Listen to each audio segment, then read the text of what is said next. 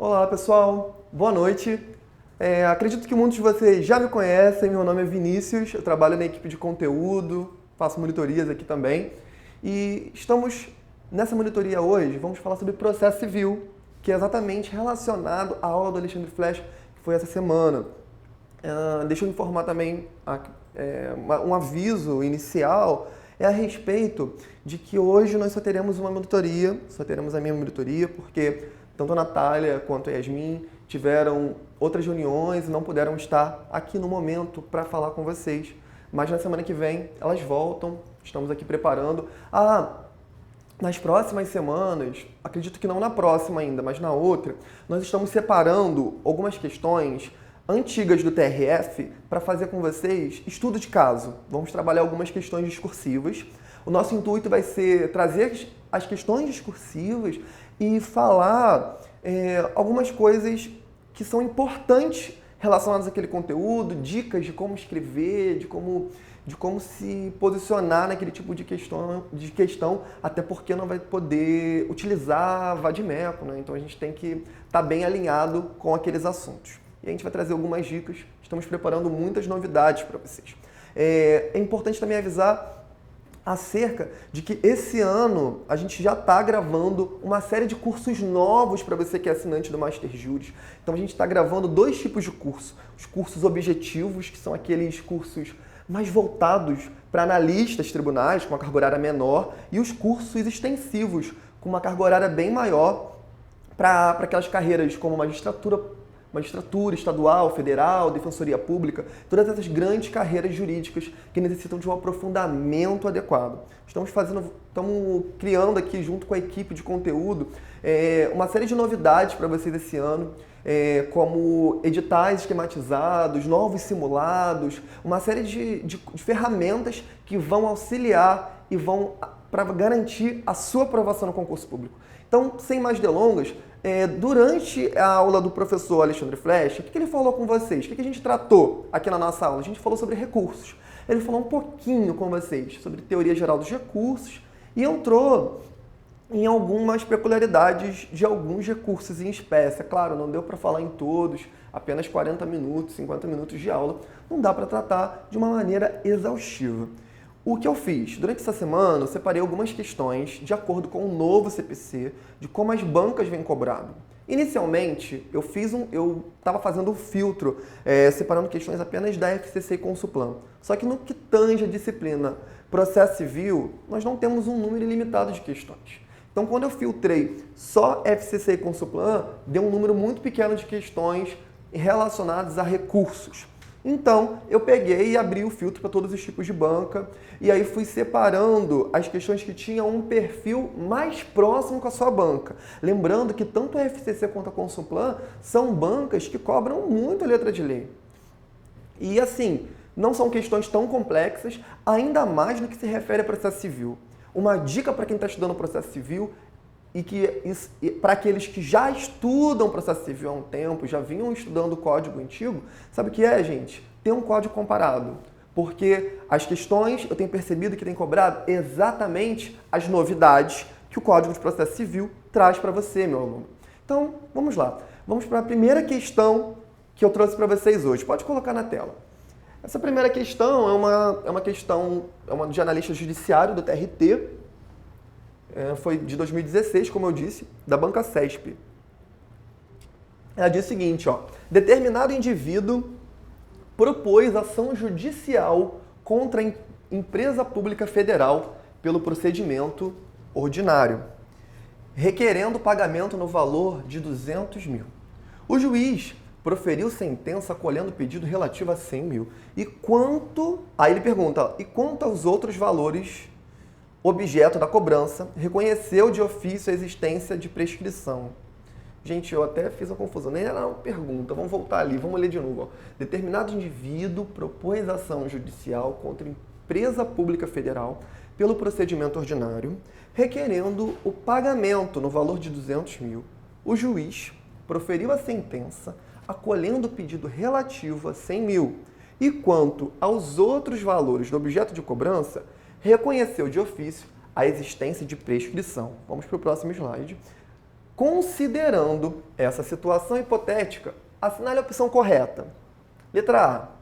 No julgamento de apelação interposta contra a sentença, caso o tribunal verifique a ocorrência de nulidade sanável no processo, deverá obrigatoriamente determinar o retorno dos autos ao juízo que prolatou a sentença. Letra B. Eventual recurso de apelação interposto pelo autor da ação pode ser provido monocraticamente pelo relator, caso a sentença esteja em manifesto confronto com súmula de tribunal superior. Letra C. A sentença é nula de pleno direito porque, conforme o CPC, é vedado ao magistrado reconhecer de ofício a prescrição. Letra D. A sentença que condenou a empresa pública está sujeita ao reexame necessário e somente produzirá efeitos depois de confirmada pelo tribunal. E letra E. Se somente a empresa pública apelar da sentença, o tribunal poderá aumentar o valor da indenização caso entenda, pela prova dos autos, não ter havido prescrição. Dentre das alternativas abaixo, qual vocês acham que está correta? Pode voltar aqui. Gente, essa questão, ela traz um caso em que o juiz considerou parte daqueles valores. Só que quando a gente entra para as alternativas, verificamos que cada alternativa vem trazendo uma peculiaridade de tema diferente. E aí essa questão, assim, quando eu olhei para a questão, eu falei, nossa, essa questão tem uma riqueza de detalhes que cabe a gente analisar. Então, assim, ao invés de eu explicar antes o assunto, eu vou pegando alternativa por alternativa, e aí eu falo um pouquinho do assunto para a gente tratar e tirar as possíveis dúvidas em relação a essa questão. Vocês acham que qual alternativa aí que se encaixa? Volta lá nas alternativas. Vamos lá ver. Dentre as alternativas aí, qual que vocês acham que é a correta, depois que eu li aí com vocês? Gente, dessas alternativas, a que é a correta é a letra... Opa, voltou aqui. Perdi tudo. É a letra B, que ela fala sobre eventual recurso de apelação interposto pelo autor da ação pode ser provido monocraticamente pelo relator, caso a sentença esteja em manifesto confronto com a súmula do Tribunal Superior. Pode voltar. Gente, essa é a alternativa correta. Nós vamos ver por que ela é correta, nós vamos para cada uma, dizendo por que cada uma, o erro de cada uma, para vocês terem em mente. Gente, a letra B, ela fala o seguinte, que ela fala de um eventual recurso interposto pelo autor da ação, ele pode ser provido monocraticamente pelo relator, quando ela esteja de acordo com uma súmula do Superior Tribunal. Então seria uma decisão, seria o quê? Decisão monocrática.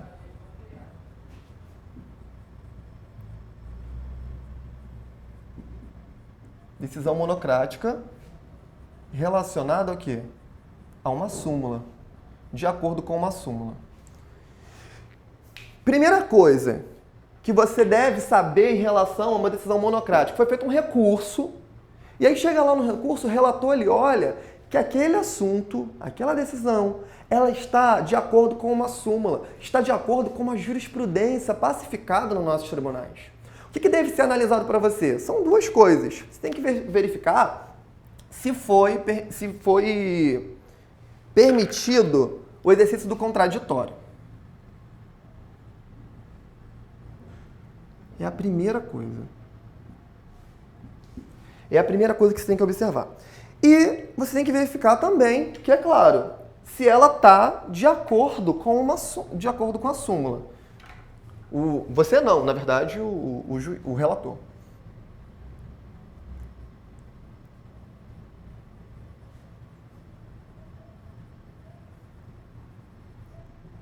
Essa questão, assim, ela vem trazendo até uma série de coisas abertas, né? Então, assim, em relação à alternativa B, pensa o seguinte, decisões monocráticas relacionadas ao relator. Quando que ele pode... Uma das hipóteses que ele pode decidir monocraticamente é em relação a uma súmula. Se tem uma jurisprudência pacificada no tribunal, não há motivo de haver novamente aquela discussão, você entender até uma questão racional. Para que eu vou discutir novamente uma situação que todo mundo já está cansado de saber que a resposta é aquela, que a decisão é aquela naquele sentido?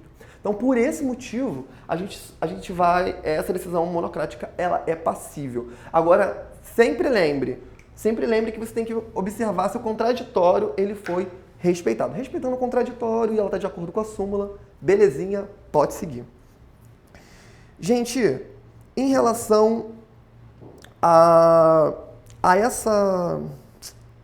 essa questão que eu falei com vocês, você pode estar me perguntando assim, aonde que está escrito isso no Código de Processo Civil, Vinícius? Coloca lá no slide, por favor. Está no artigo 932, inciso 5, a linha A. Incumbe ao relator, inciso 5. Depois de facultada a apresentação de contrarrazões, dar provimento ao recurso, se a decisão recorrida for contrária à súmula do Supremo Tribunal Federal, do Superior Tribunal de Justiça ou do próprio tribunal. Então você verifica ali, se ela tiver, ele vai dar provimento ao recurso. Se aquela decisão, digamos, foi uma decisão de primeira instância que foi contra a uma súmula, algo que a jurisprudência já é pacificada, aí ele não vai nem discutir aquilo, ele já vai dar provimento àquele recurso. Então pode voltar. Então, gente, só para esclarecer, veio uma decisão de primeira instância, que é contrária a uma jurisprudência pacificada, que já é simulada, o relator, ao verificar que ela se encaixa na súmula e ao verificar que ela atendeu ao contraditório, ele vai já atender, ele vai dar provimento àquele recurso. Vamos agora para a letra A. Vamos voltar lá nas alternativas. Bota lá, por favor. A letra A fala o quê? No julgamento de apelação interposta contra a sentença, caso o tribunal verifique a ocorrência de nulidade sanável no processo, deverá obrigatoriamente determinar o retorno dos autos ao juízo que prolatou a sentença. O erro dessa questão é exatamente porque está falando ali sobre nulidade sanável. Pode voltar aqui, por favor? Só para eu pegar aqui para vocês. A letra A, gente, a gente vai ter aquela própria questão, a diferença entre os vícios sanáveis e insanáveis. Só apagar aqui rapidinho para esclarecer para vocês. Vamos lá. Os vícios, eles podem ser sanáveis, né, no caso, ou insanável. Quando ele é sanável, eles podem ser resolvidos.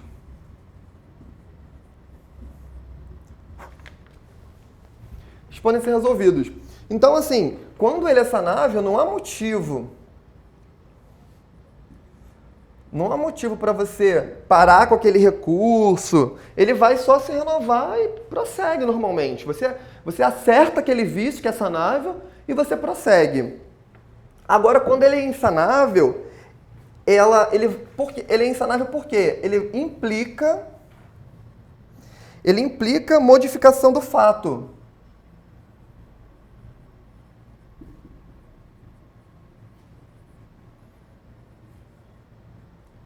Ele implica modificação do fato, meu aluno. Então, assim, quando ele é insanável, vai alterar o próprio fato jurídico. Agora, quando ele é insanável, volta, confusãozinha aqui rápida. Se ele é sanável, você consegue alterar sem precisar o recurso voltar. Você acerta aquele vício que é sanável, apenas um pequeno vício, e prossegue. Agora, se ele é insanável, não, aí você vai ter que acertar tudo, porque altera, inclusive, o próprio corpo do processo, todo aquele fato jurídico. Onde está escrito isso? Isso está escrito no artigo 938. 938. Então, a alternativa A, ela está errada exatamente porque ela fala lá da opção do vício sanável. Volta lá, por favor, nas alternativas. A alternativa A, ela fala no julgamento de apelação interposta contra a sentença, caso o tribunal verifique ocorrência de nulidade sanável no processo. Aí fala o quê? Quando é sanável, deverá obrigatoriamente determinar o retorno dos autos ao juízo. Olha, só vai retornar ao juízo quando for uma nulidade insanável. Aí vai ter que voltar lá para poder resolver tudo. Agora, quando é uma nulidade sanável, prossegue. Pode voltar. Deixa eu ler com vocês o artigo 938. Pode colocar lá, por favor. Olha, o artigo 938.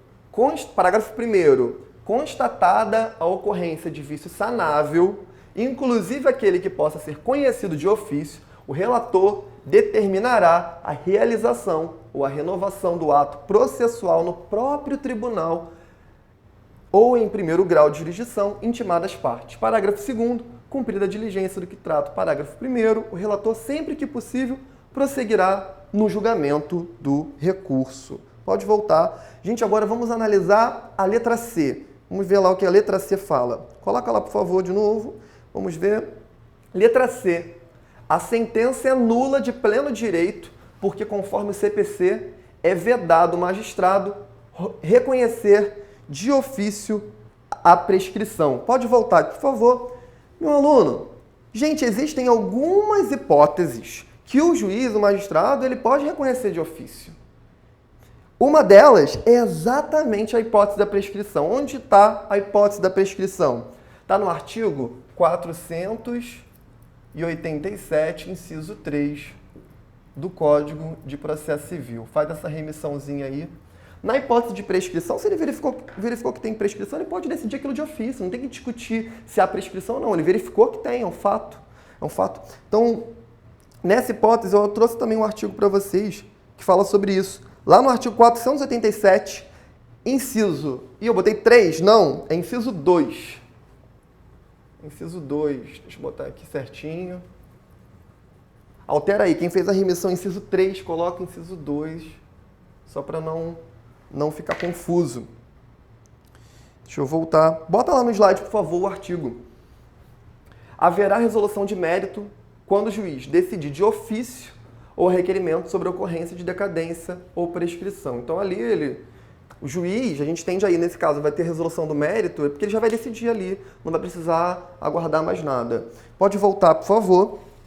Vamos para as demais alternativas. A letra D e E, vamos ler as duas que a gente já termina logo ela. Essa é uma questão bem grande. Coloca lá, por favor. A letra D, fala, a sentença que condenou a empresa pública está sujeita ao reexame necessário e somente produzirá efeitos depois de confirmada pelo tribunal. E a letra E, se somente a empresa pública apelar na sentença, o tribunal poderá aumentar o valor da indenização, caso entenda, pelas provas dos autos, não ter havido prescrição. Pode voltar aqui só para eu colocar lá nas alternativas. Gente, em relação à letra D, pode colocar no slide, por favor.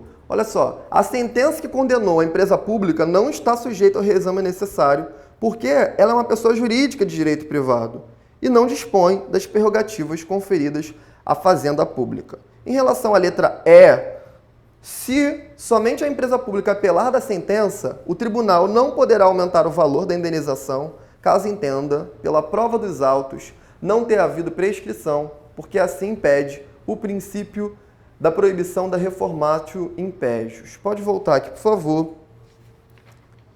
Meu aluno, em relação a essa questão, é uma questão complexa mesmo, quis trazer as alternativas, eu gastei um pouco mais de tempo, porque eu vi que tinha algumas coisinhas que dava para poder falar com vocês, para relembrar até do que a gente falou na aula dessa semana. Vamos para a próxima questão? É uma questão da FCC, pode colocar, é uma questão de procurador, mas eu achei interessante, pela temática, falar com vocês. Vamos analisar as opções também. Ela fala assim, analise as proposições abaixo a respeito dos recursos. 1. É recebida apenas no efeito devolutivo a apelação interposta contra a sentença que confirma a antecipação dos efeitos da tutela. 2. Das decisões interlocutórias proferidas em audiência, cabe agravo retido, o qual deve ser interposto oralmente ou por escrito, dele devendo o tribunal conhecer, por ocasião do julgamento do recurso de apelação, independentemente do requerimento nesse sentido. 3. O agravo de instrumento será dirigido ao juiz que proferiu a decisão recorrida, o qual, depois de analisar os requisitos para a sua admissibilidade, remeterá o recurso ao tribunal. 4. Os embargos de declaração suspendem o prazo para a interposição de outros recursos, apenas para a parte que houver interposto o recurso. Depois ele vem falando ali, de acordo com o Código de Processo Civil, é correto o que se afirma apenas em 2, aí fala as opções. O que, em relação a isso, Pode voltar aqui, por favor. Em relação a essa questão, também é uma questão que não dá para simplesmente a gente olhar, falar e resolver. A gente vai ter que analisar cada opção daquela e eu acho interessante falar também, trazer para vocês o que a gente trata em cada opção. Na primeira opção, fala o seguinte, vamos colocar lá de novo.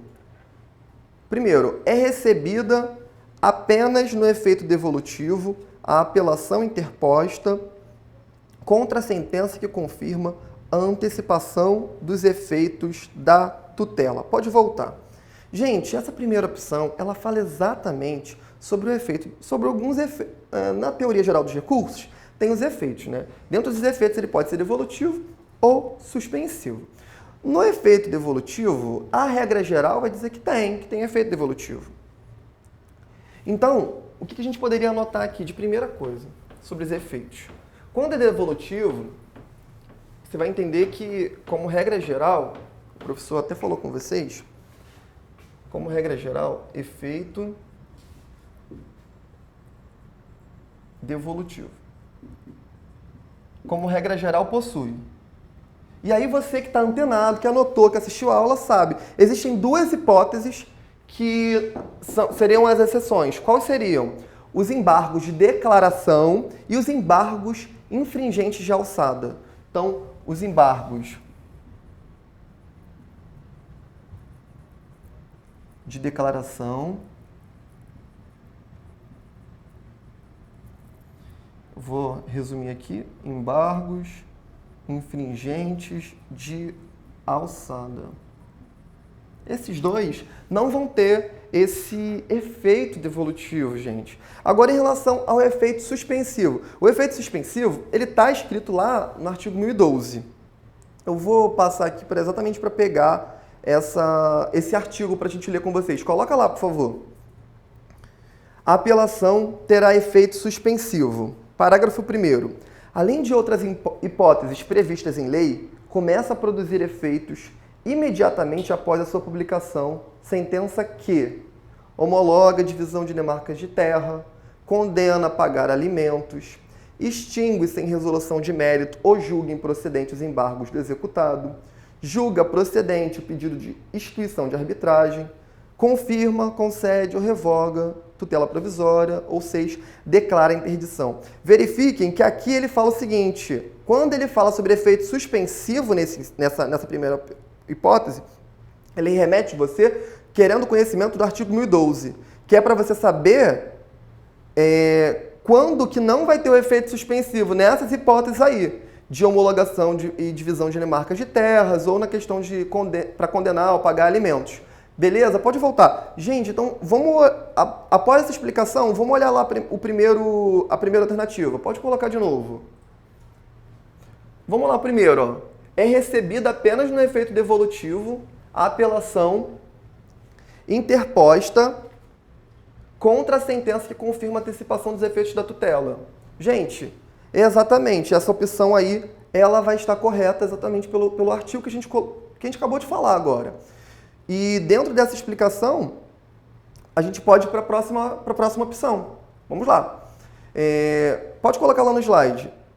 Das decisões interlocutórias proferidas em audiência, cabe agravo retido, o qual deve ser interposto oralmente ou por escrito, dele devendo o tribunal conhecer, por ocasião do julgamento do recurso de apelação, independente de requerimento nesse sentido. Gente, essa opção aí, ela está errada. Pode voltar aqui, por favor. Gente, uma coisa que já deve estar no sangue de vocês, mas não custa lembrar, é o seguinte, agravo retido. Agravo retido não conta mais como uma espécie recursal no nosso ordenamento. Ele não é mais. Agora a gente tem como que funciona as opções do agravo. Tem a espécie agravo, que se divide em duas. Pode ser de instrumento, está prevista no 1015, ou pode ser um agravo interno. O agravo interno previsto no 1021. Deixa eu falar uma coisa para vocês em relação ao agravo. Eu escrevi agravo. Em relação ao agravo. Gente, olha só, o gênero agravo. Quando houver uma decisão interlocutória de primeiro grau, o que você vai pensar logo? No agravo de instrumento. Mas o agravo de instrumento para decisão interlocutória de primeiro grau, do juízo lá de primeiro grau, se aplica a qualquer decisão interlocutória? Não, não se aplica a qualquer decisão interlocutória. Apenas as previstas no artigo 1015. As demais hipóteses, o que vai caber? O recurso de apelação. Então decora isso. Agravo de instrumento vai aplicar. Agravo de instrumento aplica a uma decisão interlocutória de primeiro grau das hipóteses previstas no artigo 1015. Quando não for uma dessas hipóteses, cabe apelação. E o agravo interno? Quando for uma decisão monocrática ou uma decisão, decisão interlocutória de segundo grau, vai caber o agravo interno. Para só as hipóteses previstas aqui? Não, para qualquer hipótese. Beleza? Então, assim, essa é bem tranquila. Então, voltando nessa alternativa, coloca lá no slide, ó. A que fala lá, das decisões interlocutórias proferidas em audiência, cabe agravo retido. Não, porque a gente já viu que não tem mais, né? E o qual deve ser interposto oralmente e tal. Essa é basicamente, pode voltar. Eu até fui um pouquinho além para explicar, revisar um pouquinho para vocês acerca do agravo, né? Que se divide em agravo de instrumento e agravo interno. Vamos para a terceira opção. Pode botar lá, por favor. O agravo de instrumento será dirigido ao juiz que proferiu decisão recorrida, o qual, depois de analisar os requisitos para sua admissibilidade, remeterá o recurso ao tribunal. Gente, essa opção está errada, porque o agravo de instrumento ele é dirigido diretamente ao seu juízo de quem? Qual seja o tribunal competente. Pode voltar aqui. Então, assim, pensa comigo. O agravo de instrumento ele é dirigido à própria pessoa que negou, ao próprio ente, ao próprio juiz, né, no caso o magistrado, que negou aquela decisão. Quando a gente faz lá o agravo interno, ele vai diretamente lá para o cara lá para a turma lá que negou. E vai analisar. No de instrumento, vai para o juízo de primeiro grau, exatamente para aquele juízo de primeiro grau que proferiu aquela decisão interlocutória lá, negou aquela situação. Vamos para a próxima opção, lá para o 4, opção 4. Pode colocar. Os embargos de declaração suspendem o prazo para interposição de outros recursos, apenas para a parte que houver interposto o recurso. Gente, isso aqui também está errado, porque os embargos de declaração, embora recebidos sem efeitos suspensivos, eles não suspendem, mas interrompem o prazo para interposição de outros recursos cabíveis contra a decisão embarcada por qualquer das partes. Pode voltar aqui. Então, gente, embora, como eu disse para vocês, embora eles não tenham efeito suspensivo, eles interrompem o prazo. Sempre a gente vai olhar isso no artigo 1026. Pode colocar só para a gente revisar isso aqui.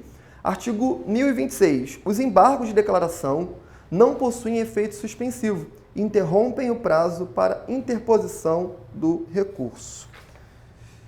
Pode voltar aqui. Vamos para a próxima questão. A próxima questão é uma questão que foi do Ministério Público do Rio para o cargo de notificação de atos intimatórios. Foi uma prova também do ano passado.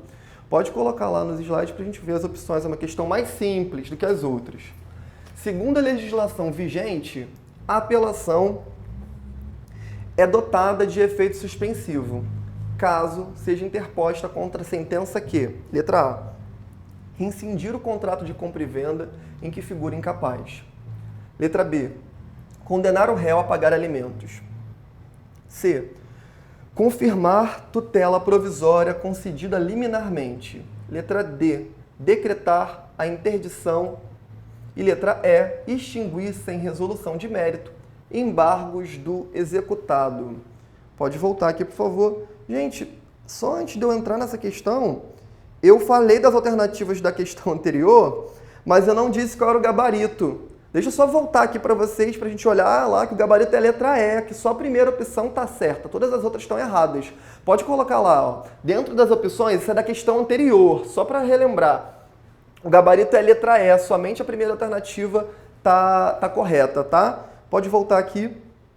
Gente, em relação a essa questão que eu trouxe para vocês agora, ela fala sobre a apelação. Eu até falei agora para vocês que a gente estava falando sobre os efeitos dos recursos, seja suspensivo ou devolutivo. E eu disse nas hipóteses lá do artigo 1012, a gente até falou agora há pouco, do artigo 1012, das hipóteses que vai ter o efeito lá, não vai ter o efeito suspensivo. E aí vamos para a questão de novo, para vocês analisarem qual seria a alternativa melhor nessa hipótese. Pode colocar, ó, segundo a legislação vigente, a apelação é dotada de efeito suspensivo. Quando que ela vai ter o efeito suspensivo? Vamos ver. Letra A, rescindir contrato de compra e venda que figura incapaz. Condenar o réu a pagar alimentos. C, confirmar tutela provisória concedida liminarmente. Ou D, decretar interdição. Ou letra E, extinguir sem resolução de mérito embargos do executado. Gente, a alternativa dessa questão é exatamente a letra A. Rescindir contrato de compra e venda em que figure incapaz. E aí, por quê? Olha só, é o que eu falei para vocês do artigo 1012, que em regra a apelação ela é dotada de efeito suspensivo. Está lá no caput do 1012. E como... Pode voltar aqui. Em regra, ela é dotada do efeito suspensivo. Quando que ela não vai ter o efeito suspensivo? Naquelas hipóteses que a gente viu exatamente lá elencadas agora há pouco. E dentre elas, quando figura incapaz é uma dessas hipóteses. Por isso que a alternativa A seria a alternativa melhor nessa situação. Aí você pode falar assim, Vinícius, qual é esse artigo? Vamos ler esse artigo para você poder estar alinhado exatamente isso que a gente está falando. Pode colocar. Ó, as exceções à regra prevista no artigo 1012, parágrafo 1º. Além das outras hipóteses previstas em lei, começa a produzir os efeitos imediatamente após a sua publicação. Você vê que a sentença aqui, vocês verificam que o artigo 1012 ele fala que ela vai ter como regra o efeito suspensivo. Mas quando que ela não vai suspender? Vai começar já de imediato a ter aqueles efeitos. Primeiro, homologa a divisão ou demarcação de terras. 2. Condena a pagar alimentos. 3. Extingue sem resolução de mérito ou julga improcedentes os embargos do executado. 4. Julga procedente pedido de instituição de arbitragem. 5. Confirma, concede ou revoga tutela provisória.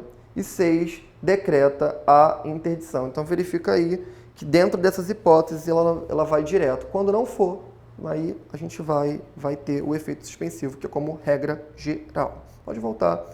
Gente, vamos para a nossa quarta questão. É uma questão da VUNESP, também de procurador. E ela fala sobre embargos de declaração.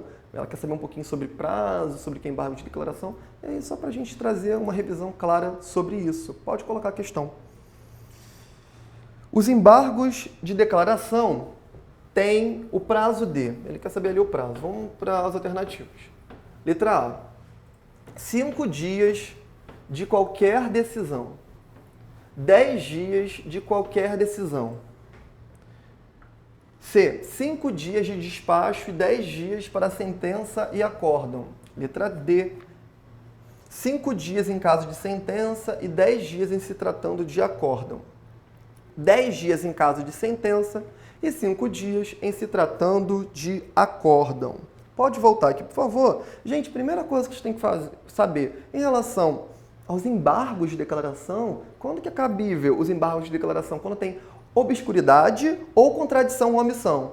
Essa é a hipótese de cabimento. Então, se você tem ali uma sentença que você verifica que ela está obscura, ou há uma contradição ou uma omissão em relação ao que deveria ser dito prolatada naquela decisão, cabe embargo de declaração. Para quê? Para que essas informações que são obscuras ou contraditas ou foram deixadas de dizer, elas sejam esclarecidas ou integradas. É exatamente a intenção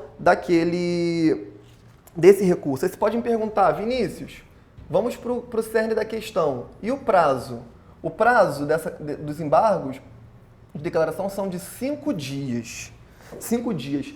Aonde está escrito isso? No artigo 1023. Olha só, anota no seu caderno de caneta vermelha o que eu vou falar agora. Antigamente, no CPC antigo, quando que cabia? Se fosse sentença ou acórdão que tivesse tendo esse tipo de obscuridade ou contradição ou omissão, é que cabia os embargos de declaração. No novo CPC, qualquer decisão que tiver obscuridade ou contradição ou omissão, cabe os embargos de declaração.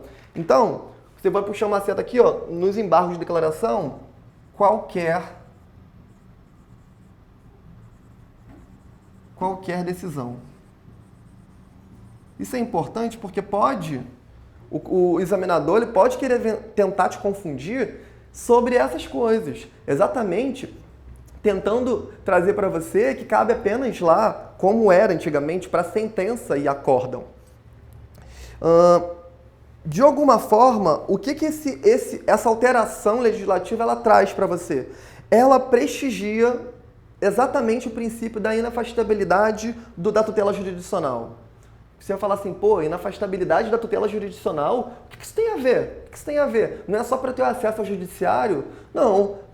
Esse acesso ao judiciário não pode simplesmente ser um acesso ao judiciário. Se ter acesso, beleza, pode vir. Mas assim, é também que você tenha um acesso ao judiciário com decisões claras, precisas, bem definidas. Entendeu? Porque senão esse princípio não acaba sendo de fato atingido, respeitado. Então essa alteração legislativa que ela vem falar para qualquer decisão. Então, só revisando, artigo 1023 ele fala 5 dias contra qualquer decisão, é o que você tem que guardar no seu coração, prestigiando o princípio da inafastabilidade da tutela jurisdicional. Vamos voltar às alternativas para a gente ver a opção. Então, os embargos de declaração têm prazo de... Gente, essa questão ficou muito fácil. Olha, qualquer decisão, só pode ser a letra A ou B. Só que quando a gente falou do prazo, a gente falou que era o quê? 5 dias. Logo, só pode ser a letra A. Então, molezinha. Vamos para a próxima questão? Pode voltar aqui? Gente, vamos para a questão de número 5. Eu separei para vocês 6 questões. A quinta questão, ela vai falar um pouquinho sobre o preparo. O Alexandre Flecha falou isso também durante essa semana na outra aula.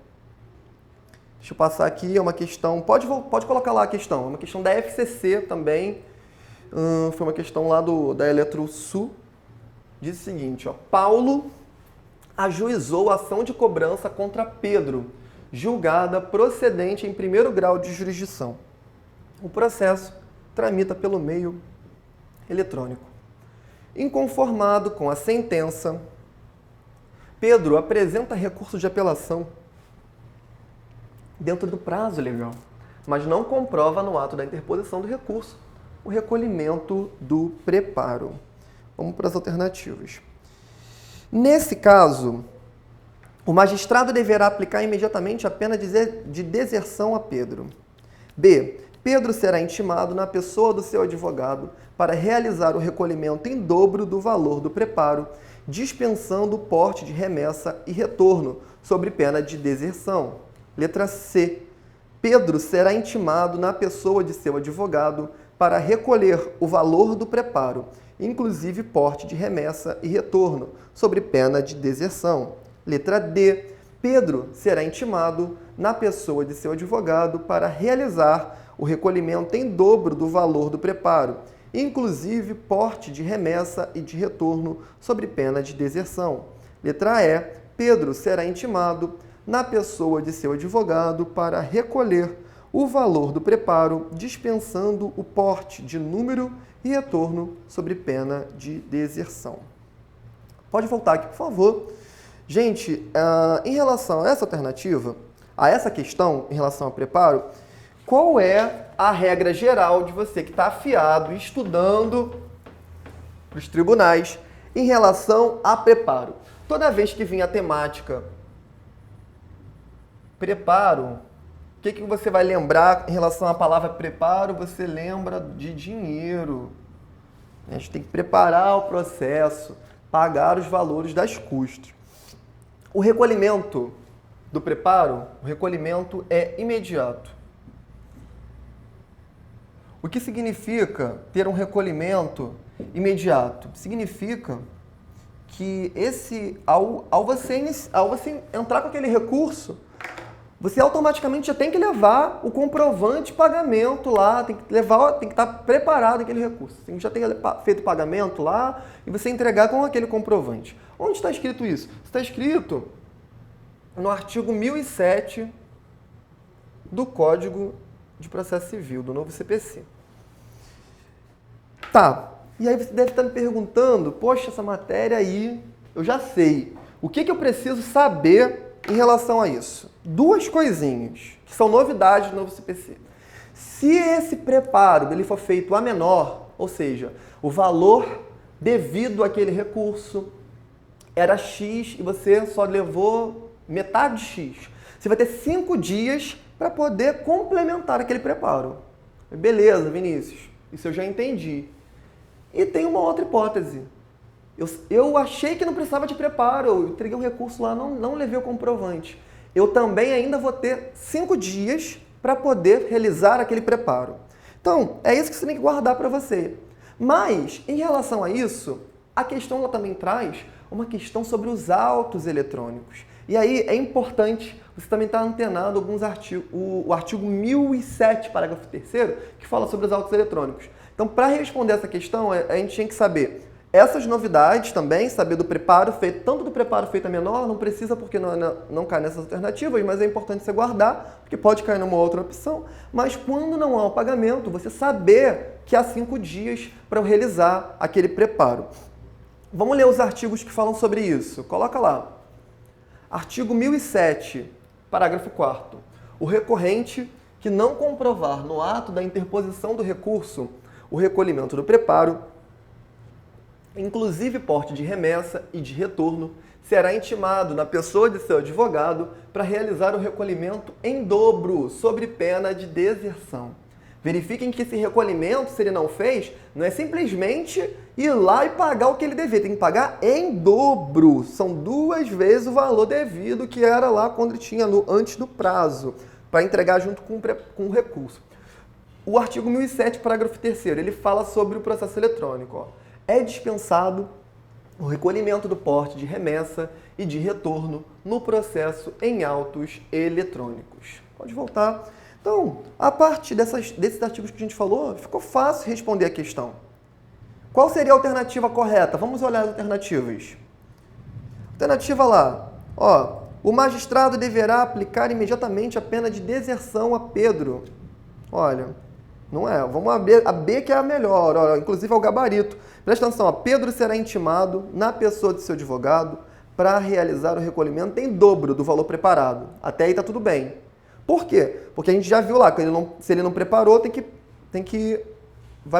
pagar em dobro. Dispensando o porte da remessa e retorno sob pena de deserção. Como se trata de processo eletrônico, vai dispensar o porte da remessa e retorno. Letra C. Poderá ser intimado na pessoa de seu advogado para recolher o valor do preparo, inclusive porte da remessa e retorno. Gente, não pode ser a letra C, porque como ele não fez o preparo antes, tem que ser em dobro, e como se trata de processo eletrônico, não vai ter ali, não vai dispensar a remessa e retorno. Letra D, você poderia ficar em dúvida nessa alternativa, achar que era essa, porque ó, Pedro será intimado na pessoa de seu advogado para realizar o recolhimento em dobro do valor do preparo. Beleza, até aí tudo bem. Aí ele vem no final, ó, inclusive porte da remessa de retorno sobre pena de deserção. Essa segunda parte é somente se não se tratasse de processo eletrônico, que não é o nosso caso. E letra E, Pedro será intimado na pessoa de seu advogado para recolher o valor do preparo, dispensando o porte de número e retorno sobre pena de deserção. Verificamos exatamente agora, pode voltar, que também não pode ser a alternativa da letra E, porque nós acabamos de ver que tem que ser em dobro. Quando ele realizou o preparo, como regra geral, ele é imediato. Se ele fez aquele preparo a menor, um valor menor do que deveria, ele tem 5 dias para realizar, complementar aquele valor. Se ele não fez aquele preparo, ele também vai ter 5 dias, mas vai fazer aquele preparo em dobro. Aí, sana aquela situação, aquele problema fica resolvido. Gente, para encerrar, nós vamos para a questão de número 6. Deixa eu pegar aqui. Pode colocar lá a questão de número 6. Foi uma questão da FUNRIO, lá de Nova Iguaçu, procurador de Nova Iguaçu, aqui no Rio de Janeiro. De acordo com a vigente lei processual, o recurso de apelação. Letra A. admite que seja suscitada em sede de contrarrazões, matéria resolvida por decisão interlocutória, na fase de conhecimento. Ih, ficou um negocinho aqui, deixa eu tirar. Oh, eu voltei tudo. Vamos lá, de novo. Admite que seja suscitada em sede de contrarrazões, matéria resolvida por decisão interlocutória, na fase de conhecimento, que não comportasse impugnação por meio de agravo de instrumento. B. Admite que seja suscitada como questão preliminar, matéria resolvida por decisão interlocutória, na fase de conhecimento, que comportasse impugnação por meio de agravo de instrumento. Letra C. Somente será decidido monocraticamente pelo relator, negando-se-lhe o provimento depois de facultada a apresentação de contrarrazões. Letra D. Não terá efeito suspensivo se interposto contra a sentença que julga improcedente o pedido da instituição de arbitragem. Gente, nessa questão aí, vocês verificam que ela fala o quê? Ela quer saber sobre o recurso de apelação. E a letra E, ela fala ali, ó, admite que seja suscitada em sede de contrarrazões, matéria resolvida por decisão interlocutória na fase de conhecimento, que não comportasse impugnação por meio de agravo de instrumento. Pode voltar aqui. Gente, quando eu falei para vocês na questão anterior sobre decisão interlocutória, lembra que eu falei para você sobre agravo de instrumento? Eu te falei sobre agravo de instrumento e agravo retido. O agravo de instrumento, como regra geral, toda vez que tiver uma decisão interlocutória de primeira instância, lá de primeiro grau, e que tiver nas hipóteses previstas do artigo 1015, eu falei para vocês que vai caber agravo de instrumento. Quando não for aquelas hipóteses do artigo 1015, o que aplica, Vinícius? O recurso de apelação. O que você tem guardando no seu coração? Gente, nas demais, ela vai caber apelação. Nas demais, cabe apelação. Se eu aplico um recurso, juízo lá, um recurso de apelação, quando cabia agravo de instrumento, eu vou perder o direito de ajuizar aquele recurso. A alternativa dessa questão é a letra A, mas nós vamos para todas as outras alternativas para explicar melhor para você. Por quê? Olha só a letra A. Coloca lá. Admite que seja suscitada em sede de contrarrazões matéria resolvida por decisão interlocutória na fase de conhecimento, que não comportasse impugnação por meio de agravo de instrumento. Tá certo. Tá certo.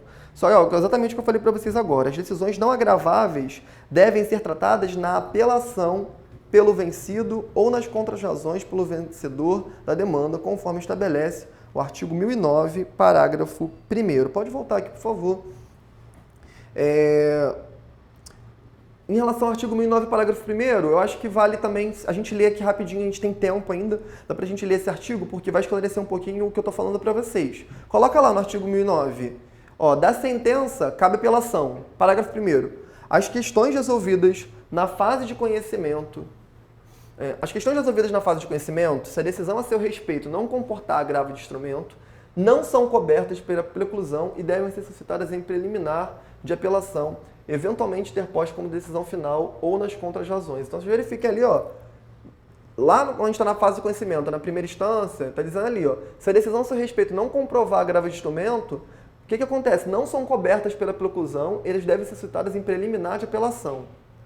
Então, aconteceu a situação, deveria, talvez não fui muito claro quando eu falei antes. Quando eu falei o seguinte, ó, cabia nesse caso o agravo de instrumento, estou vendo ali não comporta, na verdade, o agravo de instrumento. E aí eu vou falar o quê? Nas preliminares da apelação, eu vou mencionar aquela situação. Eu vou suscitar em preliminar de apelação essa questão. Muita atenção, porque se essa decisão de primeira instância, né, essa decisão interlocutória, cause lesão grave de difícil reparação, vai ser possível a impetração de mandado de segurança. Belezinha? Volto e voltar. Vamos para a letra B. A letra B, ela fala ali, ó, pode colocar lá.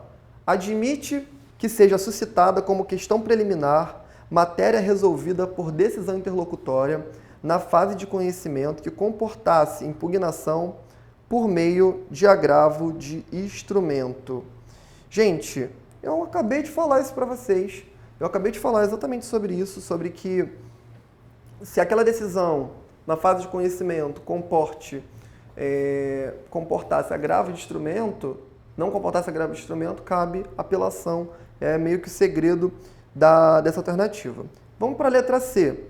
Letra C. Somente será decidido monocraticamente pelo relator, negando-se-lhe provimento, depois de facultada a apresentação de contra-razões. O que ele está dizendo aí, nessa alternativa? Que o relator ele pode decidir monocraticamente, só que eu só posso negar o provimento daquele recurso depois de eu permitir que a parte contrária apresente as contra-razões. Volta aqui, por favor. Pensa comigo. Foi apresentado o recurso. E aí, o relator, ele verifica que aquela situação, ele vai negar aquele recurso. Monocraticamente aquele recurso, é uma hipótese de negar. Aí você que é da parte contrária, você está sendo favorecido que aquele recurso não está sendo provido. Por quê? O que está dizendo na sentença lá te favorece. Por isso que você, na verdade, não foi você que recorreu. Te favorecia, foi a outra parte que recorreu. Faria sentido esse relator perguntar para você se manifestar acerca disso, se você já estava sendo favorecido com a decisão inicial? Não faz sentido nenhum. Então, por isso, como a decisão vai ser favorável, ele não precisaria informar para que você apresentasse contra-razões, já que ele está negando monocraticamente a admissibilidade daquele recurso. Vamos para a próxima alternativa. A alternativa é a letra D, coloca lá. Não terá efeito suspensivo se interposto contra a sentença que julga improcedente o pedido de instituição de arbitragem.